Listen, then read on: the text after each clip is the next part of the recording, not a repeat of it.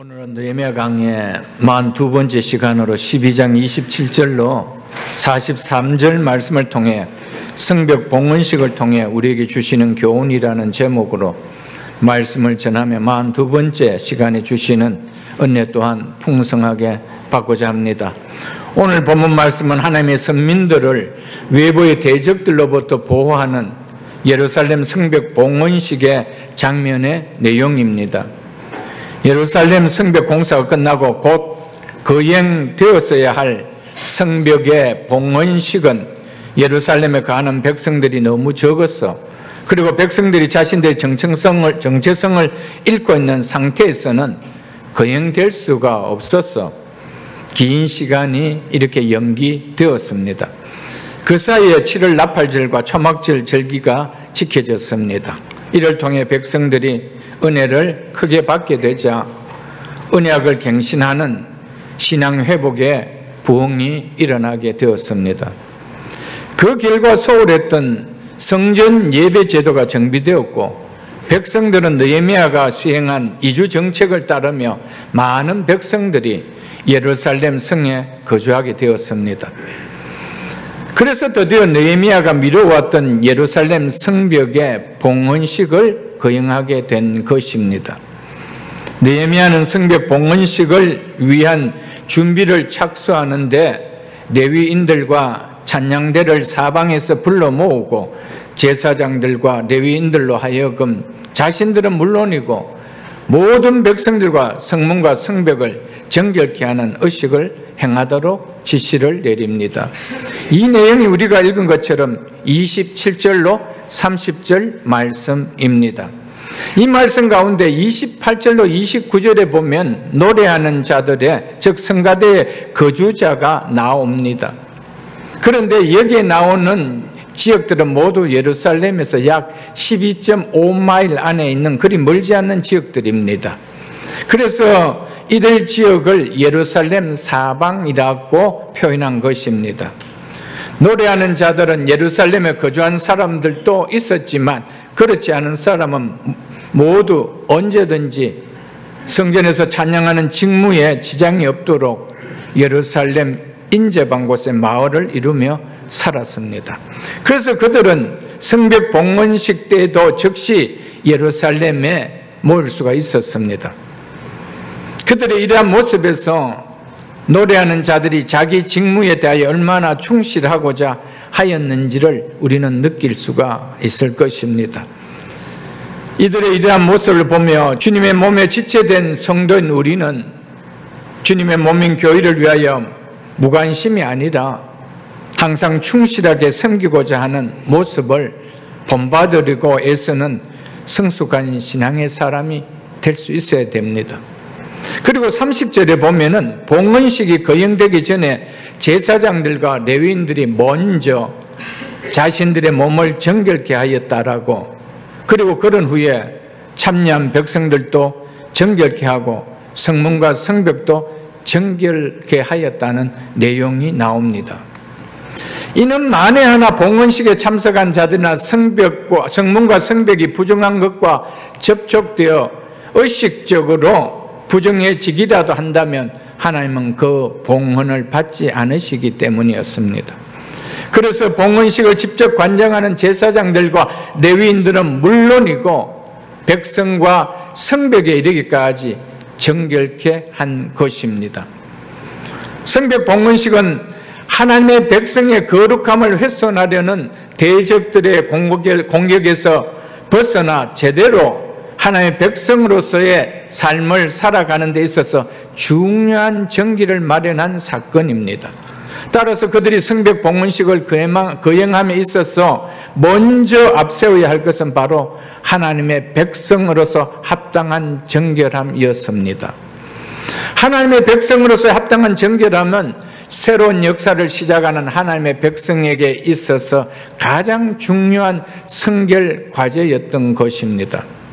창세기 35장 1절로 15절에도 보면 야곱이 세겜에서 하나님 앞에 서원했던 곳 베델로 향해 출발하기 전에 자기 집안 사람과 자기와 함께한 모든 자에게 너희가 가지고 있는 이방 신상을 버리고 몸을 정결케 하고 너희의 옷을 갈아입으라고 하였습니다. 여호수아 5장 1절로 9절에도 보면 하나님께서 여호수아에게 가나안 땅을 정복을 눈앞에 두고 있는 백성들에게 할례를 베풀어 정결케 하도록 명령하였습니다. 이처럼 하나님 백성들에게서 정결함이라는 것은 새로운 역사를 시작함에 있어서 가장 중요한 성결 과제라는 사실입니다. 그래서 선민 공동체의 새 출발을 알리는 성전 봉헌식을 앞두고 제사장들과 레위인들이 자신의 몸을 정결케 하고 그리고 백성들과 성문과 성벽을 정결케 하였다라고 한 것입니다. 주의 백성인 성도는 무엇을 새롭게 하는 것이 중요한 것이 아닙니다. 무엇을 내가 새롭게 한다, 그것이 기쁜 것이 아니고 그것에 앞서 성결된 몸과 마음으로 하는 것이 중요하다는 것을 성경은 우리에게 말씀해 주고 있습니다. 성도는 무엇을 하기 전에 새로운 것을 한다는 데 기쁨이 있는 것이 아니고 새로운 것을 하기 전에 그 역사의 출발점에서 우리는 우리의 자신을 더 정결케 하는 것이 우선이라는 것을 성경은 말씀해 주고 있습니다. 그리고 정결의식은 새로운 시작 앞에서와 같이 특별한 경우를 시작하는 것만이 아니라 성전에서 제사를 집례하는 제사장들은 집례하기 전에 늘 정결의식을 행하였던 것입니다. 그래서 구약의 성막이나 성전들에는 물이 채워진 물두멍이 있었습니다. 그래서 제사장들은 항상 이곳에서 손을 씻는 정결 예식을 하고 제사를 행하였습니다. 이러한 말씀이 우리에게 주는 교훈이 뭘까요? 하나님께 예배하기 위해 나가는 자는 먼저 자신을 정결케 해야 한다는 것을 말씀해 주고 있습니다. 그래서 성도는 예배를 드리기 전에 항상 회개의 기도가 선행되어야 한다는 겁니다. 내가 한 주간의 삶이 하나님 앞에 받으실 수 있도록, 예배의 드림이 받아질 수 있도록 정결하게 한다는 것이죠. 그래서 제사장들은 하나님 앞에 올려드린 예배가 받을 수 있도록 항상 정결하게 했습니다. 오늘 우리는 하나님 앞에 왕같은 제사장들입니다. 그런 우리가 하나님 앞에 예배를 드리며 한 주간의 삶을 돌아보며 정결케 하는 회개가 없다라면 그것은 아니라는 것을 말씀해 주고 있는 것입니다. 그렇기 때문에 성전 봉헌식에 앞서 이스라엘 백성들이 모두 정결의식을 행한 것처럼 거룩하신 하나님 앞에 나아가 성령과 진리로 예배하기 위해서는 먼저 자신을 거룩하게 하는 자세를 갖춰야 한다는 것을 말씀해 주고 있습니다. 물론 신약시대 성도는 구약시대의 이스라엘 백성들처럼 옷을 빨거나 몸을 씻는 정결의식을 행할 필요는 없습니다. 구약의 의식법은 신약시대에 더 이상 유효하지 않기 때문입니다. 그러나 의식법의 정신은 아직도 그대로 유효하다는 것입니다. 그러므로 신약시대를 할지라도 하나님을 예배하는 자는 먼저 자기를 정결케 하는 일이 필수 의무입니다. 그것은 바로 회개라는 것입니다. 회개는 우리를 정결케 하는 절대적인 수단입니다. 회개 없이는 하나님께 나갈 수도 없고 하나님을 예배할 수도 없으며 하나님을 기쁘시게 하는 어떤 일도 할 수 없습니다. 그래서 이스라엘 백성들은 무엇이든지 새 일을 하기 전에 하나님께서 정결하게 하게 하셨습니다. 그래서 옛사람의 모습들을 땅에 묻어버리고 정결한 옷을 갈아입고 그렇게 행하게 하였던 것이었습니다. 회개하지 않는 사람이 드리는 어떤 것도 하나님께서는 그것을 흠양하지 않습니다. 왜냐하면 하나님 당신 자신이 거룩한 분이기 때문에 거룩하지 않는 것은 절대 받지 않는 분입니다. 우리가 어떤 정성을 다 담아서 드렸다 할지라도 정결치 않는 것은 하나님께서 받지 않습니다. 그래서 구약에서는 제사를 드릴 때 정결한 제물과 정결치 않는 제물을 구분해 놨습니다. 그 정도로 하나님은 정결한 것만 받으신다는 사실입니다.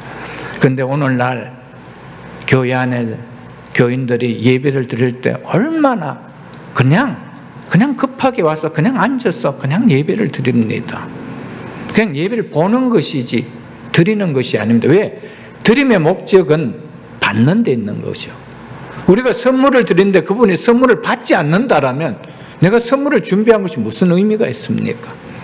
드리는 의미는 받는 데 목적이었습니다. 받으시는 분은 하나님이십니다. 그런데 하나님은 정결치 않는 것은 받지 않으신다는 겁니다. 그래서 예배를 드리기 전에 개인적으로도 회개의 기도를 하고 드려야 되지만 공적인 예배의 시간 속에서도 항상 회개의 시간은 있다는 것입니다. 이제 정결의식이 끝난 후에 성벽 봉헌식을 거행하는데 백성들과 찬양하는 대원들을 두 무리로 나누어 성벽 위를 걸어가게 함으로써 시작되게 하였습니다. 한 무리는 에스라를 선두로하여 오른쪽으로 분문을 향하여 성벽 위로 걸어갔으며 다른 무리들은 이들과 반대로 찬양하는 자들을 뒤따라 느헤미야와 백성들이 화덕망대 윗길을 걸어갔습니다. 이렇게 두 무리로 나누어 서로 반대쪽으로 성벽 위로 걸어가게 하였습니다. 이 내용이 31절로 39절의 내용이었습니다. 이처럼 백성들을 두 무리로 나누어 예루살렘 성 아래를 바라보며 하나님을 찬양하며 성벽 위를 걷는 독특한 의식의 봉헌식을 거행한 것은 먼저 예루살렘 성벽이 전적으로 하나님의 도우심의 은혜로 완공되었음을 고백하고 감사하는 상징적 의미가 담긴 행위가 되게 하기 위함이었습니다. 백성들은 성벽 위를 걸으면서 대적들의 위험에도 불구하고 하나님의 절대적인 도우심으로 성벽이 견고하게 지어졌다는 것을 자신들이 직접 확인할 수 있도록 하게 한 것이었습니다. 백성들이 걸으면서 하나님의 도우심의 은혜에 감격과 찬양이 절로 나왔을 것입니다. 그들이 그 성벽을 지을 때 자기 힘으로 지은 것이 아니었습니다. 그 많은 대적들이 있는 가운데서도 한 사람도 다치지 아니하고 하나님께서 그 성벽을 52일 만에 지을 수 있도록 하나님께 허락하신 것. 그래서 그 성벽을 직접 걸어보면서 하나님의 은혜였다. 그래서 감사하며 찬양하며 걷게 하였던 것이었습니다.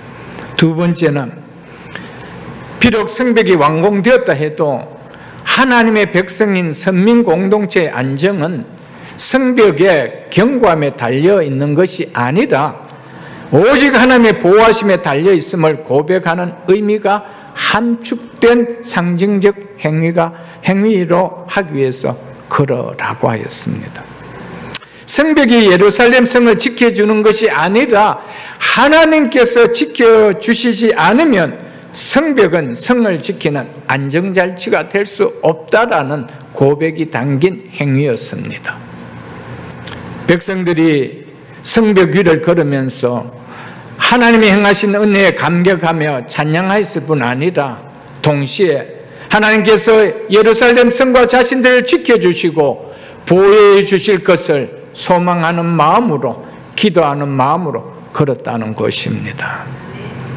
느헤미야가 성벽의 봉헌식을 거행하면서 이렇게 성벽 위를 걷게 하는 독특한 의식을 행한 것은 하나님께서 성을 지키지 아니하시면 파수꾼의 깨어있음이 헛되다는 사실을 너무나 잘 깨닫고 있었기 때문이었습니다. 성경을 보면 하나님의 성전 외에 어떤 다른 건물이나 성벽을 세우고 봉헌식을 가졌다는 말이 없습니다. 심지어 다윗이 다윗성을 취하고 성을 쌓고도 봉헌식을 했다는 말이 없습니다. 그런데 느헤미야와 당시 백성들은 성벽을 재건하고 왜 봉헌식을 했을까요? 그것은 바로 자신들이 땀을 흘리며 힘써 견고하게 세운 성벽을 쌓았다 해도 하나님께서 지켜주지 않으면 그것은 헛사라는 것을 그들은 이미 역사를 통해서 깊이 깨닫고 있었기 때문이었습니다. 그래서 성벽을 새롭게 재건한 후에 봉헌식을 거행한 것은 과거 예루살렘 성이 수없이 많은 대적들의 공격이 있었음에도 불구하고 안전할 수 있었던 것은 성벽이 견고했기 때문이 아니라 하나님이 지켜주셨기 때문이라는 고백이 담긴 행위였습니다. 그런데 하나님께서 지켜주지 않을 때 그 성벽은 그냥 바벨론에게 무너지고 말았습니다. 그것을 역사를 통하여 느헤미야는 너무나 잘 깨닫고 있었기 때문이었습니다. 그래서 자신들이 있는 힘을 다해 성벽을 쌓았지만 하나님께서 지켜주지 않으면 이 성벽은 의미가 없다라는 것을 고백함이 바로 성벽 봉헌식을 통하여 나타낸 것이었습니다. 그러므로 사랑하는 성도 여러분, 우리가 무엇을 이루었다라면 그것은 첫째 하나님의 도우심의 결과라는 사실을 잊지 마십시오. 그리고 또한 하나님의 지켜주심의 결과였다는 사실을 잊지 마십시오. 그래서 느헤미야는 그 예루살렘 성벽을 다 지은 다음에 봉헌할 때 이것은 하나님의 도우심의 결과였다, 하나님의 지켜주심의 결과였다 라고 하면서 봉헌식을 하였다는 것입니다. 우리가 무엇을 할 때 심지어 우리의 자녀들 학교를 마치고 초등학교든 중학교든 고등학교든 대학이든 혹은 대학원이든 졸업할 때 하나님의 도우심의 결과였다, 하나님의 지키심의 결과였다, 이 은혜가 있어야 된다는 것이죠. 우리가 무엇을 이루었다라면 그것은 하나님의 도우심의 결과요, 하나님의 지키심의 결과라는 이 은혜를 잃어버리면 안 됩니다. 우리가 한 해 한 해 생일을 맞을 때 이 한 해도 하나님의 도우심의 결과요, 생명을 지켜주심의 결과라는 그 감사가 있어야 된다는 것이죠. 그것이 어찌 그냥 씩씩 지나갈 수 있는 내용입니까? 우리가 비즈니스를 출발해도 비즈니스를 닫을 때도 동일합니다. 하나님의 지켜주심에 있었고 하나님의 도우심의 결과였다라 이 은혜가 우리 속에 누려야 된다는 것이죠. 이게 고백이 우리 삶 속에 있어야 된다는 겁니다.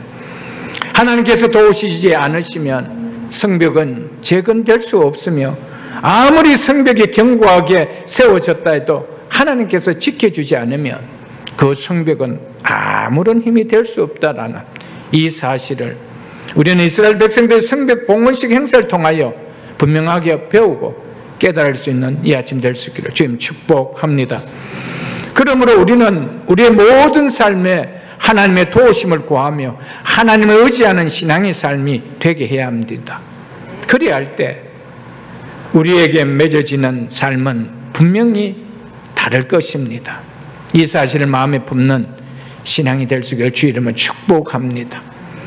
우리가 한 날 한 날 살아가면서 한 주 한 주 살아가면서 한 달 한 달 살아가면서 그 하루하루가 모여서 한 주가 되고 그 한 주가 한 달이 되고 그 한 달이 1년이 되어지는 그 삶 속에 매일매일 하나님의 도우심을 구하며 하나님을 의지하는 그 삶에 맺히는 열매와 그냥 내 힘으로 눈 떠서 살아가는 삶의 열매가 같을 수 있을까요?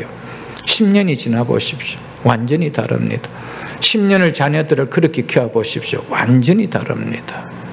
너무나 다른 차이라는 겁니다. 하나님은 당신을 의지하는 자를 그렇게 귀하게 여깁니다. 당신을 신뢰하고 당신의 도움을 구하는 자를 그렇게 귀하게 여기신다는 사실입니다. 우리가 아무리 우리의 삶을, 우리의 인생과 우리의 가정을, 우리의 자녀들을, 우리의 일터들을 잘 세워보려고 힘을 써도 그 일에 하나님께서 도우심의 은혜를 베푸시지 않으면 그 수고는 헛된 수고가 될 수밖에 없다는 겁니다. 이것을 느헤미야는 너무 잘 알았습니다. 이스라엘 역사를 통해 너무 뼈저리게 잘 알았습니다. 그래서 우리가 아무리 든든한 성벽을 세웠다 하더라도 하나님이 지켜주지 않는다라면 이 성벽이 무슨 의미가 있겠느냐는 거예요. 그래서 직접 그들이 그 성벽 위를 걸어가며 예루살렘 성을 바라보며 걸어가게 하면서 그 봉헌식을 하게 했던 것이었습니다. 하나님이 지켜주셔야 한다는 것이죠. 그러므로 내 힘과 내 지혜로 내 노력과 내 성실로 이루려고 해서는 안 되며 반드시 성도는 하나님의 도우심을 구하는 믿음으로 세우는 삶이 되게 하여야 합니다. 그 인생은 결코 그 수고가 헛됨으로 끝맺지 않습니다. 수고의 열매를 맺게 되는 삶이 된다는 것입니다. 그래서 시편 127편을 한번 보겠습니다. 짧은 말씀이지만 이 말씀은 너무나 귀한 말씀입니다. 이 말씀은 우리의 삶에, 진짜 우리의 몸에 살붙이가 되어야 될 귀중하고도 귀한 말씀입니다. 시편 127편 1절입니다. 상반절만 제가 읽어드리겠습니다. 여호와께서 집을 세우지 아니하시면 세우는 자의 수고가 헛되며, 하나님의 말씀입니다. 절대적으로 거역할 수 없는 하나님의 진리의 말씀입니다. 여호와께서 집을 세우지 아니하시면 세우는 자의 수고가 헛되며, 내 가정의 집도 내 인생의 집도 하나님께서 세워주지 않으면 세우는 우리의 수고는 헛될 수밖에 없다라는 이 말씀을 가슴에 담을 수 있어야 됩니다. 내 가정의 집을, 내 인생의 집을 세우는 일의 승패는 우리의 인간의 노력에 달려있는 것이 아니라 하나님께 달려있다라고 말씀하심을 우리는 잊어서는 안 됩니다. 이것은 부인할 수 없는 절대적인 진리입니다. 하나님께서 세워주시기 때문에 우리는 그럼 아무런 수고도 하지 않고 가만히 있으면 되느냐? 이 말씀에 의도한 바가 아님을 우리는 알아야 됩니다. 그래서 세우는 자의 수고라고 하면서 우리의 수고가 있어야 됨을 말씀하고 있습니다. 그런데 우리의 노력과 열심의 수고가 궁극적으로 아무런 소용이 없는 헛됨이 될 수도 있기 때문에 여호와께서 세워줄 수 있도록 그분을 의지하며 그분의 도움을 구하는 내 가정의 집도 내 인생의 집도 그렇게 세워야 된다라고 말씀하고 있는 것입니다. 하나님께서 우리가 수고하는 노력과 열심에 도와주셔야만 그 수고가 헛되지 않는 것입니다. 내가 아무리 내 집을, 내 인생의 집을 잘 세워보겠다고 힘쓰고 애쓰고 노력해도 그 수고에 하나님의 도우심에 축복이 없다라면, 하나님의 축복하시는 은혜가 그 수고에 머물지 않는다라면 결국에 무너져버리는 헛된 수고에 불과하다는 것입니다. 그래서 결국에 한숨을 자아내는 인생밖에 될 수 없다는 것입니다. 이것이 하나님이 우리에게 말씀하신 절대적인 변개될 수 없는 진리 말씀입니다. 그 오늘날 교회에 하나님이 우리 가정을 세워주고 내 인생의 집을 세워줘야 된다라고 믿고 신앙생활을 하는 분이 얼마나 있습니까? 모든 것이 내 힘으로, 내 열심으로, 내 성실로, 내 지혜로 그렇게 하려고 하는 것이죠. 결국은 바벨탑 쌓는 겁니다. 바벨탑 인부가 부족해서 무너진 거 아닙니다. 재료가 부족해서 중간에 중단된 거 아니었습니다. 하나님이 막아버리니까. 여러분, 부디 하나님 잘 믿으십시오. 그냥 교회 왔다 갔다 하는 신앙이 아니고요, 하나님을 잘 믿으십시오. 그 말이 뭡니까? 하루하루의 삶을 하나님을 의지하시고 하나님의 도움을 구하십시오. 그게 하나님과 동행하는 삶입니다. 일주일에 한 번 교회당에 와서 그냥 하나님 이름 한번 부르는 것이 하나님과 동행하는 삶이 아닙니다. 그리고 일주일의 모든 삶은 내가 주인 되어서 내 힘으로, 내 지혜로, 내 성실로, 내 지식으로, 내 노력으로 그래만 살아간다라면 그 결과는 그렇지 않다라는 것을 기억하십시오. 그 부분 그대로 잡으시고요. 신명기 12장 7절을 한번 보겠습니다. 신명기 12장 7절에 이렇게 말씀하고 있습니다. 거기 곧 너희 하나님 여호와 앞에서 먹고 너희 하나님 여호와께서 누구께서요? 너희 하나님 여호와께서 너희 손으로 수고하는 일에 복 주심으로 말미암아 너희의 손으로 수고하는 일에 너희 하나님 여호와께서 복 주심으로 말미암아 너희와 너희 가족이 즐거워할지어다. 아멘. 누가 축복해 주셔야 된다라고요? 하나님께서. 내가 믿고 있는 그 하나님께서 내가 내 손으로 수고하는 일에 복 주심으로 말미암아 너와 너희 가족이 즐거워할지어다, 행복할지어다, 이렇게 말씀하고 있습니다.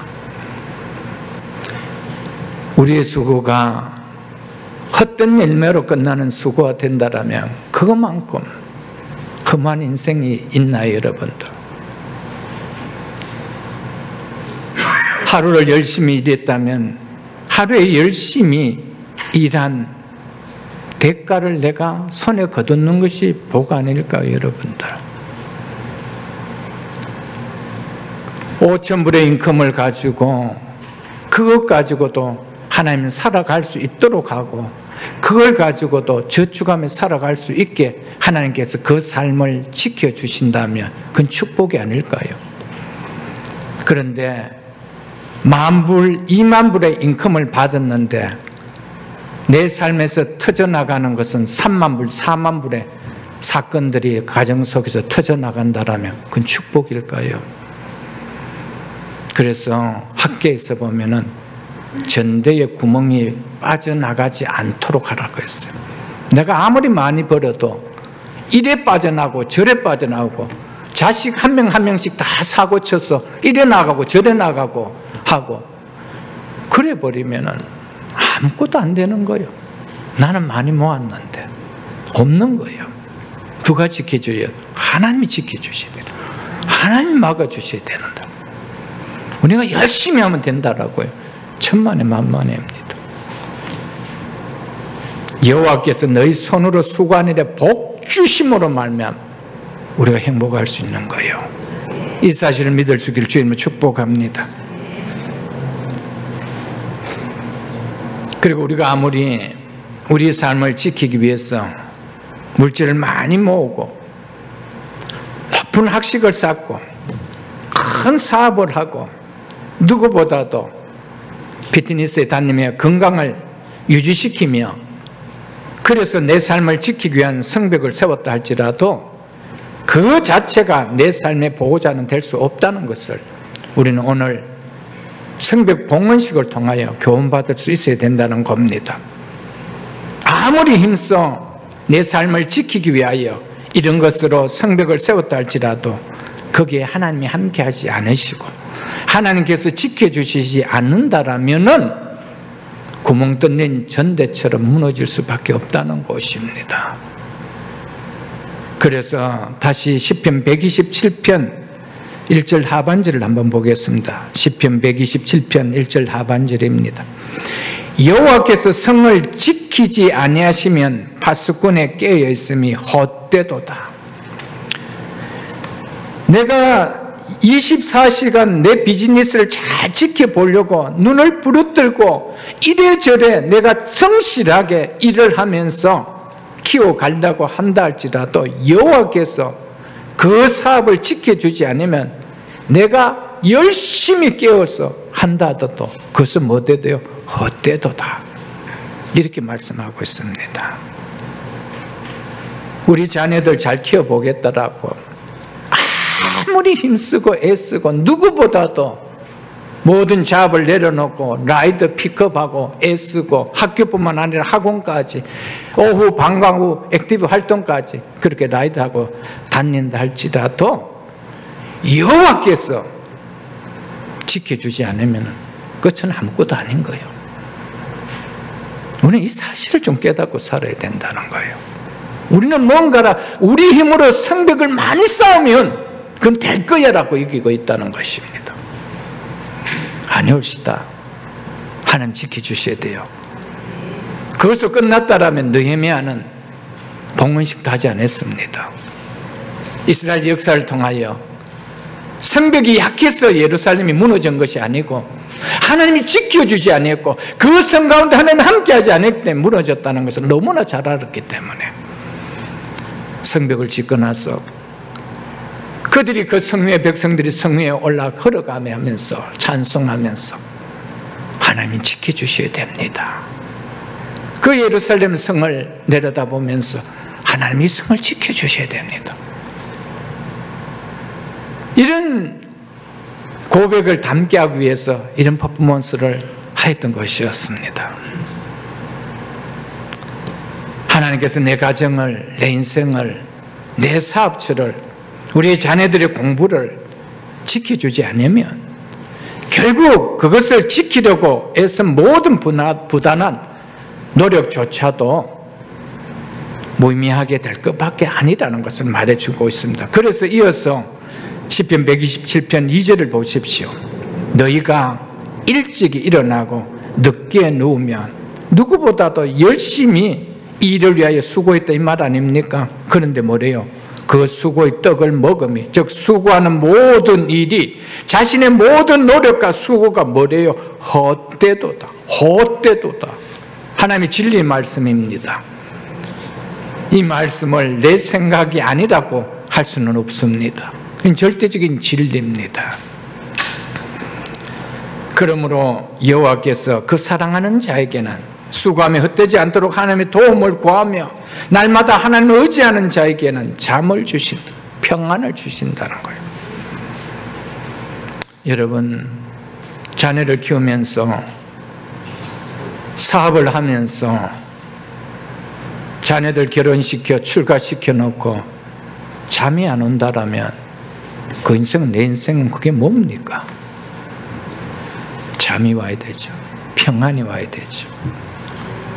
여러분, 말씀만이 진리입니다. 진짜 말씀만이 진리입니다. 말씀을 떠나 살면은 나중에는 기쁜 감격의 눈물이 아니라 쓰라린 고통의 눈물을 우리는 많이 쏟게 된다는 것입니다. 지금 하나님 앞에 믿음으로 살려고 하나님을 구하는 기도의 땀, 하나님을 의지하려고 하는 그 우리의 수고의 땀, 그게 있을 때 우리에서 눈물이 아니라 너희가 손으로 수고하는 그 일에 하나님 복 주심으로 말미암아 너와 너희 가족들이 즐거움을 누릴 것이다. 아멘.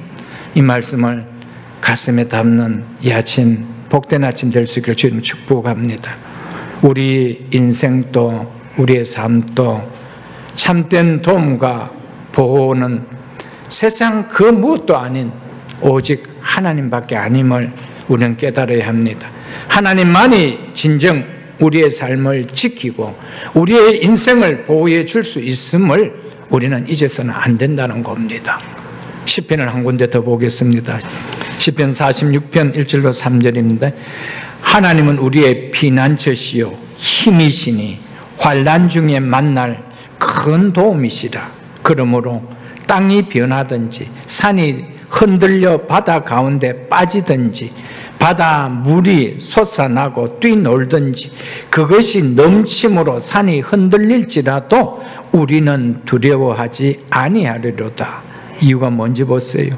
하나님이 그 성중에 계시며 성이 흔들리지 아니할 것이라. 아멘. 하나님이 우리 가정 중에 계신다라면, 하나님이 내 사업처 중에 계신다라면 그 가정도 그 사업처도 흔들리지 않는다는 겁니다. 세상은 다 요동친다 할지라도 하나님이 함께 하시는 그곳에는 흔들리지 않는다는 겁니다. 근데 내가 흔들리지 않으려고 세상의 것으로 성벽을 쌓고 있다는 거예요. 이러면 잘 될 거야. 물질의 성벽, 학식의 성벽, 재물의 성벽, 지위의 성벽, 이런 성벽을 가지고 튼튼하게 쌓아가는 것이죠. 아무리 쌓았다 할지라도 그 성에 여호와가 계시지 않는다라면, 우리 가정에 하나님이 계시지 않는다라면, 우리의 자녀들 속에 하나님이 계시지 않는다라면, 내가 누구보다도 열심히 공부시켰고 그 많은 공부를 시키기 위하여 많은 인컴의 한 부분을 그 아이들 위해 썼다 할지라도 나중에 의미가 없어요, 여러분들. 하나님이 함께하지 않는 모든 삶은 결코 견고한 삶도 행복한 삶도 인생도 될 수 없다는 겁니다. 그래서 시편 146편 3절로 5절을 한번 보겠습니다. 귀인들을 의지하지 말며 도울 힘 없는 인생도 의지하지 말지니 그의 호흡이 끊어지면 흙으로 돌아가서 그날에 그의 생각이 소멸하리로다. 야곱의 하나님을 자기의 도움으로 삼으며 여호와 자기 하나님에게 자기 소망을 두는 자는 복이 있도다. 아멘. 하나님을 나의 도움자로 삼는 자가 복이 있다라고 이야기하고 있습니다. 그 하나님을 의지하는 소망을 두는 자가 복된 인생이라고 말씀하고 있습니다. 하나님의 말씀은 진리입니다. 이 말씀을 거역하고 이 말씀을 부정하는 삶 속에 이 말씀의 축복이 임할까요? 그러지 않습니다. 다시 본문으로 돌아가겠습니다. 35절로 37절입니다. 사랑하는 성도 여러분, 오늘 이 성벽 봉헌식을 통하여 우리에게 주는 교훈이 뭔가 우리는 정말 깨달아야 됩니다. 내 삶에 하나님의 은혜가 없다라면, 내가 하는 모든 수고의 손길 위에 하나님의 베푸시는 은혜가 거두어진다라면 그거 아니라는 겁니다. 내가 아무리 누구보다도 높은 성벽을 쌓았다 할지라도 거기에 하나님이 함께하지 않는다라면, 하나님이 지켜주지 않는다라면 그것은 내 인생에 나에게 결코 행복을 가져다 줄 수 없다라는 사실을 우리는 깨달을 수 있어야 합니다. 35절로 보면 37절 말씀인데, 또 제사장들의 자손 몇 사람이 나팔을 잡았으니, 하반절을 보겠습니다. 아삽의 6대손 스가랴와 26절입니다. 그의 형제 스마야와 아살렉과 밀랄레와 길랄레와 마예와 느나넬과 유다와 하나니라라. 다 하나님의 사람 다윗의 악기를 잡았고 학사 에스라가 앞서서 37절 하반절 보겠습니다. 다윗의 궁 윗길에서 동쪽으로 향하여 수문에 이르렀고, 성벽 위를 걷는 의식을 거행할 때 에스라를 따르며 악기를 연주하는 자들을 소개하면서 동시에 그들이 잡은 악기가 하나님의 사람 다윗의 악기라고 말합니다. 다윗의 악기는 27절에 보면 재금과 비파와 수금을 가리킵니다. 이것을 다윗의 악기라고 말한 것은 역대하 5장 12절에 보면 찬양을 예배에 도입한 다윗이 레위인들로 하여금 이 악기들을 찬양하게 했기 때문입니다. 다른 악기들도 많을 텐데 봉헌식에 다윗의 악기만을 찬양하였다는 것은 그만큼 찬양의 전통을 존중히 여겼다 이 말입니다. 아무리 세월이 흐르고 삶의 유형이 바뀐다 해도 바른 신앙의 전통은 반드시 이어져야 합니다. 잃어버려서는 그것은 안 된다는 겁니다. 우리가 물려받고 또 우리 자녀들에게 물려줘야 합니다. 주일 성수라는 말이 외국어처럼 들리는 이 시대라 할지라도 주일 성수의 바른 신앙의 전통은 반드시 우리의 자녀들 다음 세대에 물려주어야 합니다. 오늘날 얼마나 편하게 예배를 드리려고 하는지 모릅니다. 그래서 예배가 짧으면 짧을수록 은혜가 되어지고요, 그런 것입니다. 그래서 주의를 온전히 지킨다는 것은 외국어처럼 들립니다. 여러분, 주일은 반드시 내 날이 아닙니다. 지켜야 될 날입니다. 편하게 예배만 짧게 드리는 것으로 신앙생활 하려는 이 시대에 웨스트민스터 신앙 고백서와 같은 훌륭한 신앙의 유산을 물려받아 배울 수 있을 뿐 아니라 우리는 다음 세대에 이 아름다운 신앙의 유산을 반드시 물려줘야 됩니다. 무엇이 정말 귀하고 소중한가를 안다라면 물려줘야 되죠. 우리는 은금을 물려주는 것이 아니고 집을 물려주는 것이 아니고 신앙을 물려줘야 돼요. 하나님을 물려줘야 되는 거예요. 하나님을 잘 믿을 수 있는 신앙을 물려줘야 된다는 거예요. 그거는 다 팔아먹고 집만 물려주려고 하고 그 집을 가지고 뭘 할 것 같아요, 여러분들? 신앙이 없는데, 여호와가 없는데, 하나님이 계시지 않는데. 그리고 느헤미야는 다윗을 말하면서 그냥 다윗이라고 하지 아니하고 혹은 다윗 왕이라고 말하지 않고 하나님의 사람 다윗이라며 하나님의 사람으로 다윗을 소개하고 있습니다. 24절에도 보면 다윗을 하나님의 사람 다윗이라고 말하고 있습니다.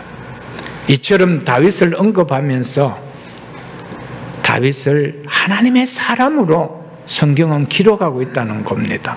이것은 너무 중요한 말씀입니다. 우리는 하나님께서 우리를 기억하실 때 어떤 사람으로 기억해 주실까? 어떤 사람으로 생명책에 기록해 놓고 계실까?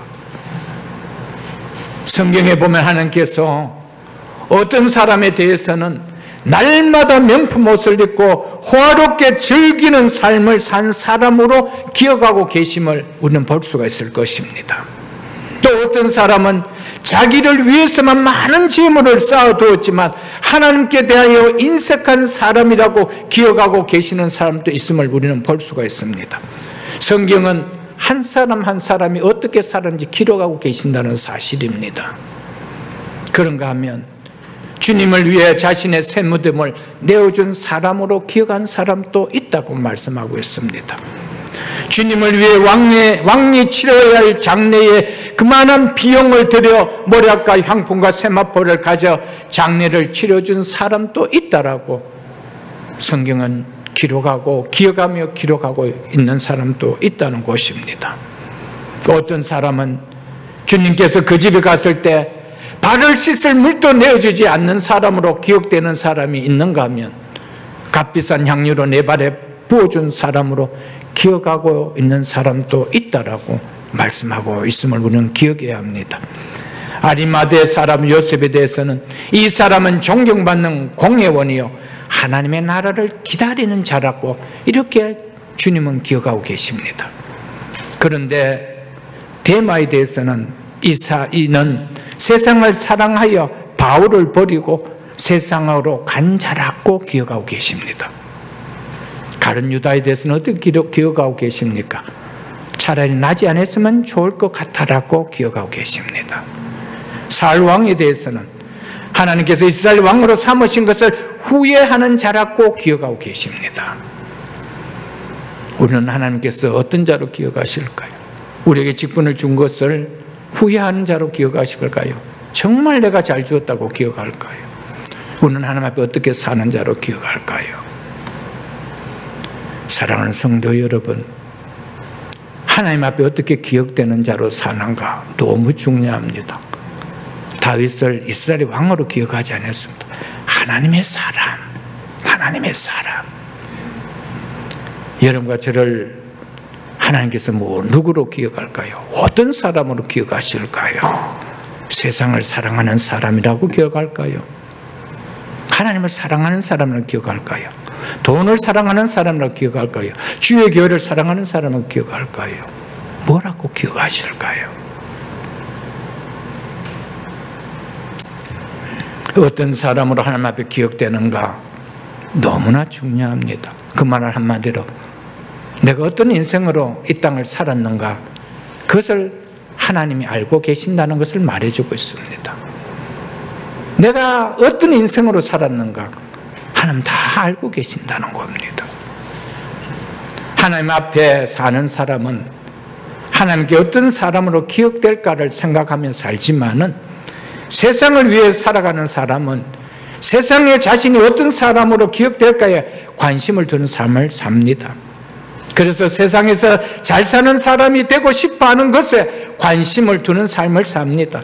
세상에서 인정받는 사람이 되고 싶어하는 것에 인생을 쏟는 삶을 삽니다. 그래서 세상에 이야기할 것이 많은 인생을 살려고 그렇게 시간들을 보내며 살아가고 있습니다.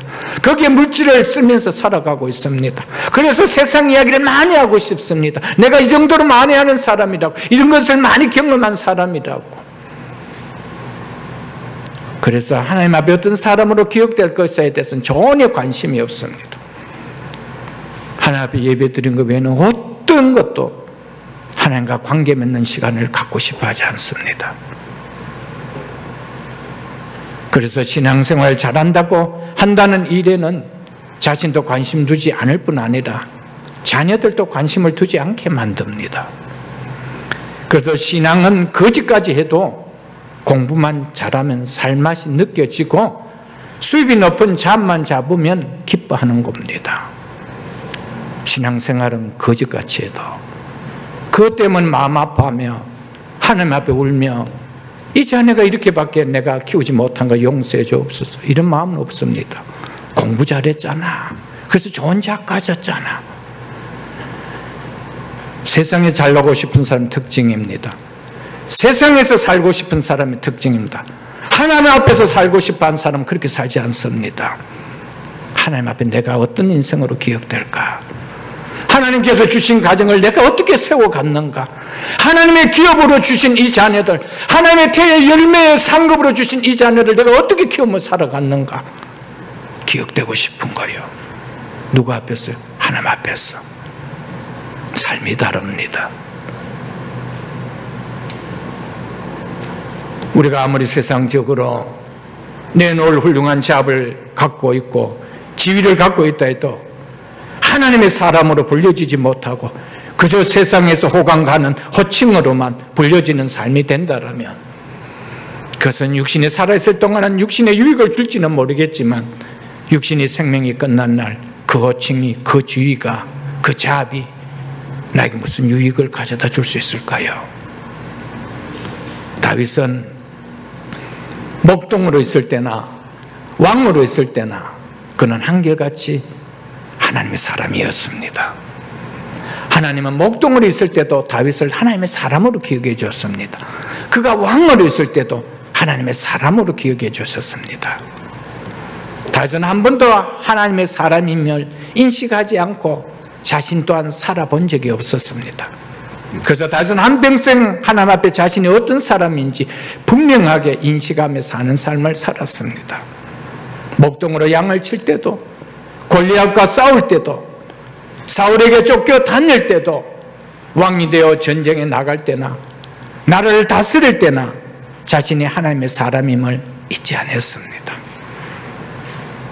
그래서 다윗은 목동이나 왕으로 있을 때나 하나님이 일을 함에 있어서는 변함이 없었습니다. 그래서 다윗은 목동으로 양을 칠 때도 그것을 하나님의 일로 여기며 한 마리의 양도 다치지 않기 위해서 맹수와 싸웠던 자였습니다. 진실한 마음으로 양을 쳤습니다. 이방인과 전쟁하러 나갔을 때도 이 전쟁은 하나님께 속한 것이므로 하나님께 인정하고 하나님을 의지하며 나갔던 사람이었습니다. 다윗이 하나님의 축복받은 인생이 될 수 있었던 이유가 여기 있습니다. 그러기에 하나님께서 다윗을 향하여 내 마음에 합한 자라고 했습니다. 사무엘하 8장 14절 보면 이런 다윗의 인생에 대해서 한 문장으로 이렇게 표현해 놓고 있습니다. 다윗이 어디로 가든지 여호와께서 이기게 하셨더라. 아멘. 달리 표현하면 다윗이 무엇을 하든지 여호와께서 그 삶을 승리하게 하셨더라라는 말씀입니다. 사랑하는 성도 여러분, 하나님의 사람은 자신이 하는 모든 일을 하나님의 일로 여기기에 항상 신실하고 성실을 잃지 않습니다. 다윗은 양을 칠 때도, 전쟁을 할 때도, 백성을 다스릴 때도 그 신실함과 성실함을 잃지 않았습니다. 그래서 그 삶의 승리를 얻는 기쁨의 삶이 되었던 것이었습니다.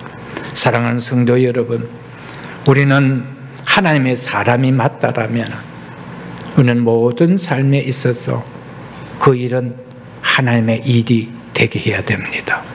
내 일이 되게 해서는 안 된다는 것입니다. 골로새서 3장 22절로 24절을 보겠습니다.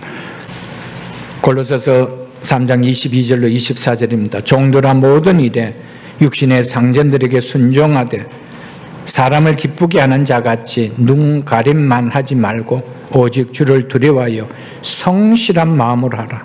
무슨 일을 하든지 마음을 다하여 주께 하듯 하고 사람에게 하듯 하지 말라. 한마디로 무슨 일을 하든 그 일을 하나님의 일로 여기고 하라라는 말입니다. 그러므로 성도는 윗사람으로부터 인정받고 사랑받는 생활이 되어야 합니다. 학생들은 선생님이나 교수님에게 추천서를 부탁할 때 기꺼이 좋은 추천서를 써줄 수 있는 성실한 사람이 되어야 합니다.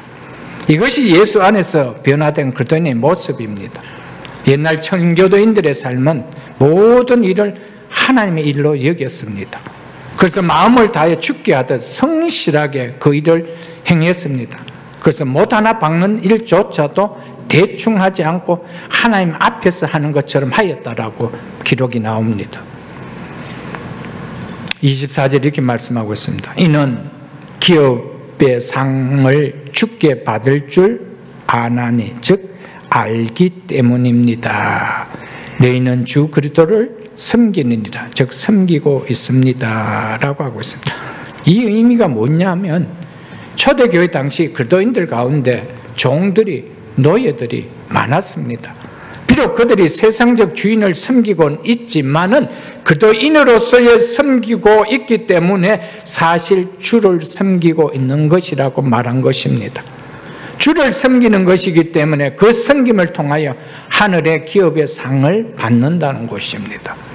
혹 세상 주인을 섬기는 데에는 아무런 상급이 없다 하여도 그 섬김을 주님은 자신을 섬긴 것으로 받으시기 때문에 지금 보상을 받는 것과는 비교될 수 없는 하늘의 기업의 상을 보상한다는 겁니다. 그래서 그런 마음으로 일을 했다는 겁니다. 하나님의 사람은 하나님의 일을 하기 때문에 하나님의 사람입니다. 세상 일을 한다면 우리는 세상 사람입니다. 우리가 가정에서 아버지, 어머니 이전에, 직장에서 간부 이전에, 사업체에서 사장, 직원 이전에, 자녀들은 학교에서 학생 이전에 자신이 하나님을 믿는 하나님의 사람이라는 인식됨이 나와야 합니다. 그래야 하나님을 의지하며 성실하게 자녀를 양육할 것이며 하나님을 바라보며 신실하게 사업을 할 것이며 하나님의 도우심을 구하며 성실하고 신실하게 공부할 것입니다. 이런 신앙의 모습을 어찌 하나님께서 축복하지 않겠습니까? 교회에서 목사, 장로, 권사, 집사 이전에 우리 모두는 하나님의 사람이라는 인식됨이 나와야 합니다. 그래야 교회 공동체 안에서 하나님이 인식하는 바른 신앙 공동체의 생활이 행해질 수 있다는 겁니다. 내 하나 맡아 하는 일 모든 것이 하나님의 일이라는 겁니다. 나를 드러내는 나의 일이 아니라 하나님의 영광을 드러내는 하나님의 일이라는 겁니다. 이런 성도의 모습을 어찌 하나님께서 축복하지 않으시겠어요, 여러분들? 우리 모든 성도들은 어떤 자리에 있다 할지라도 하나님의 사람임이 인식되는 신앙이 되어야 합니다. 하나님의 사람이란 하나님의 영광을 위해 존재하는 하나님의 소유된 사람이라는 의미입니다. 하나님 뜻을 이루고자 힘쓰는 하나님의 소유된 자라는 말입니다. 하나님 나라가 이루어지도록 힘쓰는 하나님께 속한 자라는 말입니다. 하나님 자신이 하나님의 사람을 인식하는 사람을 다윗처럼 귀하게 여겨주십니다. 우리는 생각으로만 하나님의 사람이다 여기는 성도로 머무르지 마시고 삶에서 하나님의 사람이 느껴질 수 있는 살아있는 성도가 될 수 있기를 주의 이름으로 축복합니다. 마지막으로 40절로 43절은 성전 봉헌식의 하이라이트인 하나님께 감사 예배를 드리는 내용으로 하나님께 찬양하며 성벽 위를 돌던 두 무리가 만나 성전에 가서 하나님께 큰 제사를 드리고 크게 즐거움으로써 봉헌식이 마무리됩니다. 여기에 보면 지금까지 성전 재건과 영적 부흥 운동을 주도했던 지도자 총독 느헤미야는 보이지 않습니다. 제사장들만 등장합니다. 이것은 믿음을 가진 느헤미야의 성숙한 모습을 보여주고 있습니다. 느헤미야는 비록 자신이 이제껏 백성들의 지도자로서 성벽 재건하는 데 앞장서서 일해왔지만 성전 봉헌식은 제사장에 의해서 주도되어야 할 하나님께만 영광 받아야 할 것임을 알았기에 자기는 그 자리에서 빠진 것이었습니다. 그래서 38절에도 보면 느헤미야는 이스라엘의 지도자 총독임에도 자신이 앞장서 가지 않고 자신이 제사장들과 찬양하는 자들의 뒤를 따라 백성들과 같이 걸었다라고 나오고 있습니다. 이는 36절에 나오는 선두에 서서 가는 에스라와 달리 느헤미야는 자신이 이 행렬을 주도해야 할 제사장 가문에 속한 자가 아님을 알았기 때문이었습니다. 자신을 낮출 줄 아는 느헤미야의 겸손한 모습을 우리는 배울 수 있습니다.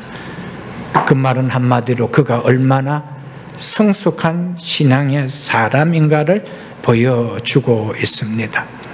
느헤미야의 이러한 모습은 하나님께서 요구하시는 참된 하나님의 사람의 자세라는 것입니다.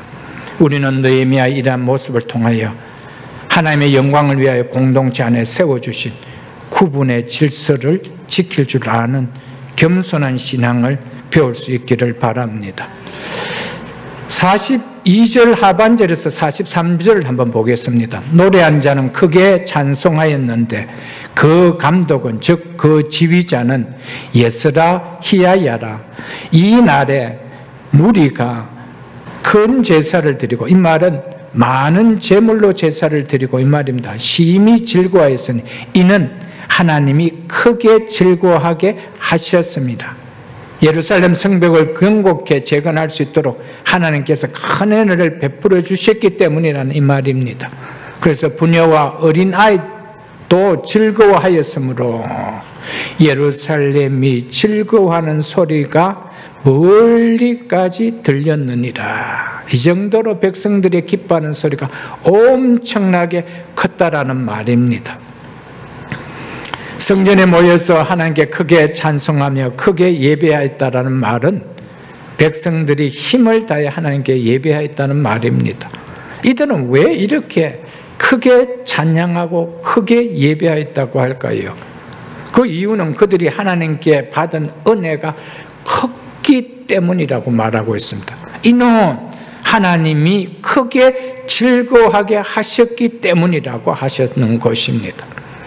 하나님께서 성벽을 재건할 수 있도록 방해하는 대적들로부터 보호해 주시고 52일이라는 짧은 기간 안에 재건할 수 있는 능력을 베풀어 주시 않았다라면, 그리고 한 사람도 다침 없이 완공되어질 수가 있었겠느냐는 것입니다.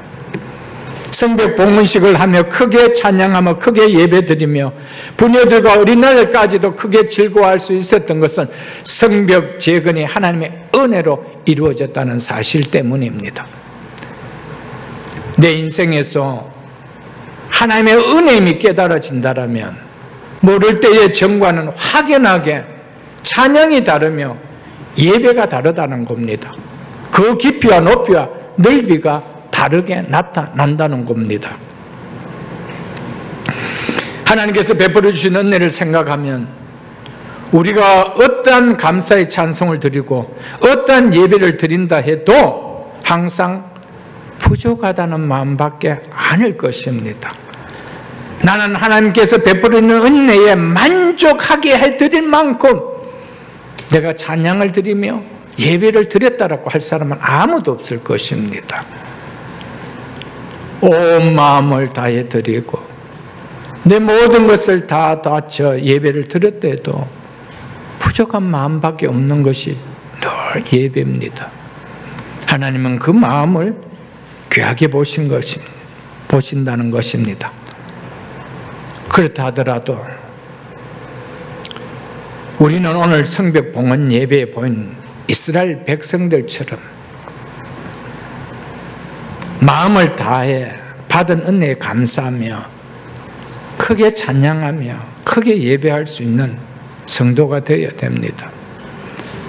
우리의 예배드림이 하나님 앞에 부족하게 느껴진다 하더라도 그 심한만큼은 최선을 다해서 우리는 예배드리는 자세가 되어야 한다는 것입니다.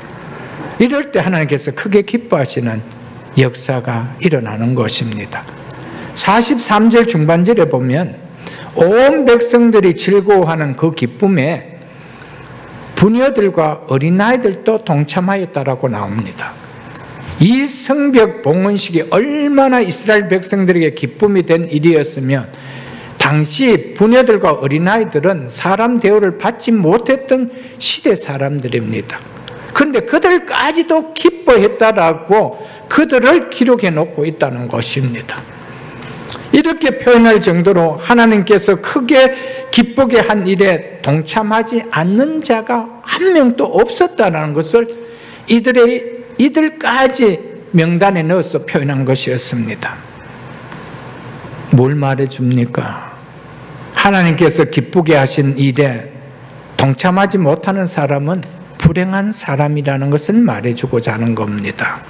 예배는 하나님께서 우리를 크게 기쁘게 하셨다는 사실에 대한 반응입니다. 우리를 기가 막힐 죄의 웅덩이와 사망의 수렁에서 건져 영원한 생명으로 살아갈 수 있는 하나님의 자녀로 삼아주신 일보다 하나님께서 우리를 크게 기쁘게 하신 일이 있겠습니까? 이스라엘 백성들의 성벽을 재건해 주신 그 일보다 우리에게 구원을 베풀어 주신 일이 우리를 크게 기쁘게 하신 일이 아니냐 이 말입니다.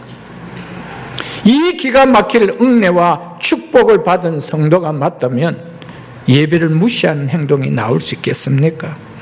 예배를 드려도 감사와 감격이 담기지 않고 드려질 수 있겠느냐 이 말입니다.